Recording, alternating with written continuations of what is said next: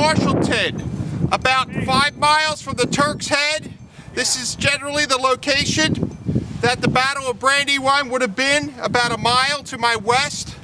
What you're seeing back of me here is a grave. Now this grave is a little different from the battle itself. What we're looking at is a Civil War grave. Now this grave is basically, if you ever follow John Wilkes Booth, this is Booth's horseman, or allegedly his horseman. People in the area think that it wasn't Booth's horseman, but from the grave and what's on the insignia on the grave, it states that he was an African American. He held Booth's horse while Booth was in Ford's Theater. During that time, the president was shot.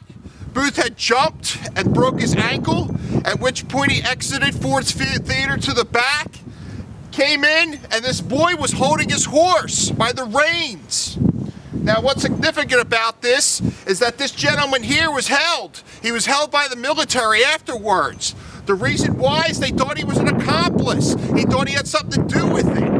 Now generally, Nathaniel Sims himself at the time was a young man. This happened, he was born in 1851.